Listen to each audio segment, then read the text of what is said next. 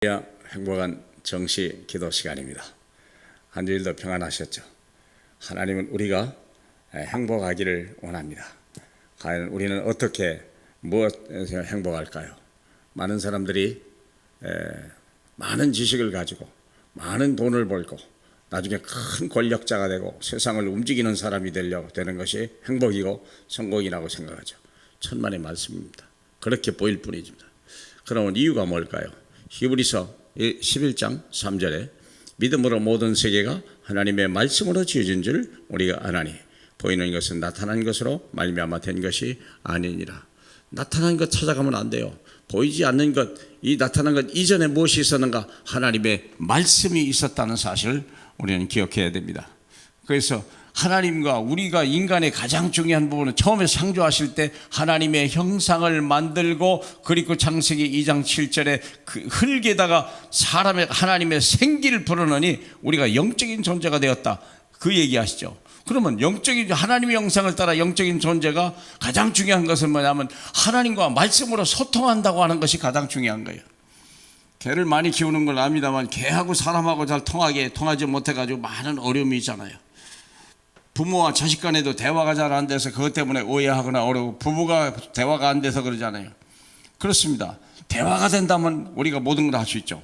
가장 중요한 건 하나님과 말씀으로 소통하는 사람이 됐다 우리가. 그래서 하나님의 말씀을 준 거죠. 그래서 인생의 성공은 말씀에 순종하고 말씀을 따라가는 거고, 인생의 최고의 불행은 말씀을 버리는 거예요.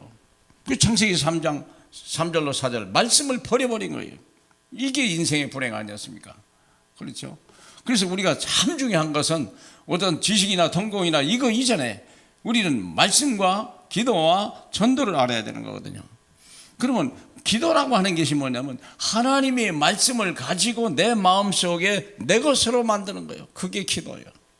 하나님이 우리에게 말씀을 통하여서 우리에게 무엇을 주셨는지 창세기 1장 28절 정복하고 다스리라 모든 걸 다 주셨죠.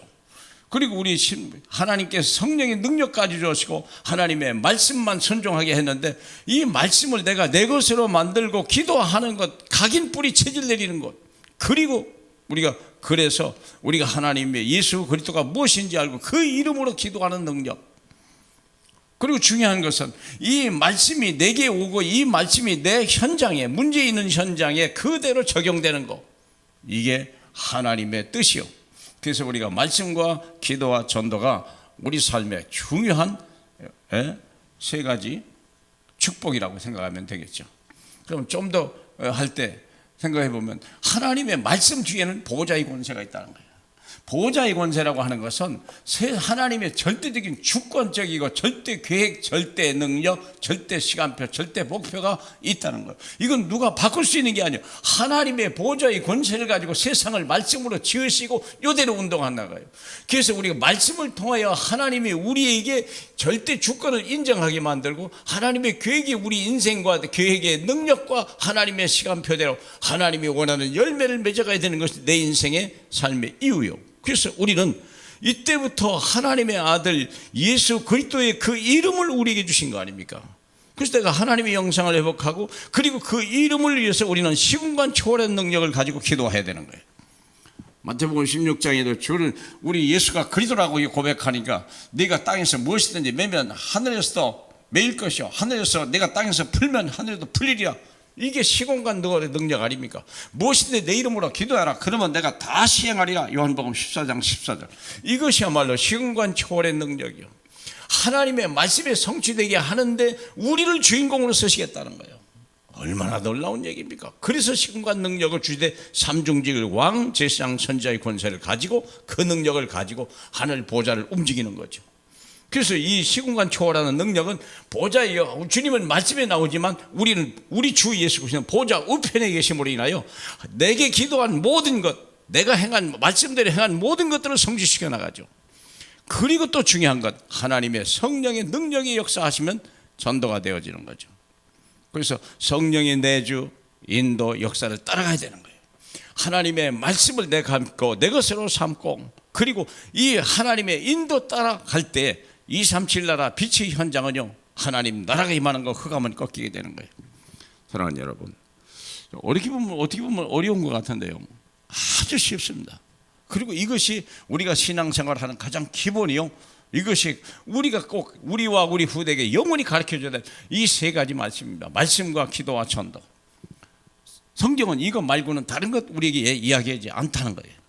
그렇죠? 하나님은 우리가 세상의 상속자가 되고 하늘의 상속자가 되기를 원하는 거고, 우리는 예수와 하나님과 동일하게 하나님 형상을 입고 그 이름의 능력을 가는 자예요. 그래서 하나님의 말씀이 성취될 때마다 하나님 나라가 임하는 그런 현장의 주인공으로 쓰임받기를 주님의 이름으로 축복합니다.